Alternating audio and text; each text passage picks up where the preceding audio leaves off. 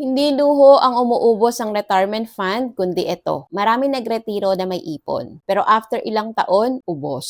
Hindi dahil maluho, kundi dahil nagkasakit. Number one, isang major sickness is equivalent to years of savings. Pagtanda mo, isang hospital bill lang, pwedeng katumbas yan ng ilang taon mong ipon. Operation, ICU, gamot, follow-up check-up, lahat yan cash out. At guess what? Retirement fund ang unang tinatamaan. Number two, HMO ay pang short term lang. Akala ng marami, okay na ako, may HMO naman. Pero ang HMO, meron ka lang yan habang may work ka pa. Kapag retired ka na, ikaw na ang sasalo ng medical expenses mo. At habang tumatanda ka, mas tumataas ang risk at mas mahal ang gastos. Number three, walang long-term healthcare is equivalent, ubos ang retirement. Ito ang hindi sinasabi sa atin noon. Kung wala kang long-term healthcare, ang retirement fund or ipon mo ang magiging emergency fund mo. Kaya ang tanong, hindi lang may retirement fund ka ba, kundi may protection ba ang retirement fund mo. Kaya mahalaga ang long-term healthcare like Kaiser. Para pagdating ng araw, hindi mo gagalawin ang retirement fund mo dahil sa sakit. Ipon mo yan para sa buhay na gusto mo, hindi para sa bills sa hospital. If you want to know more, comment #Kaiser below para ma-send ko yung video explanation sa inbox mo. Retire early, live free, kayang-kaya basta may tamang gabay.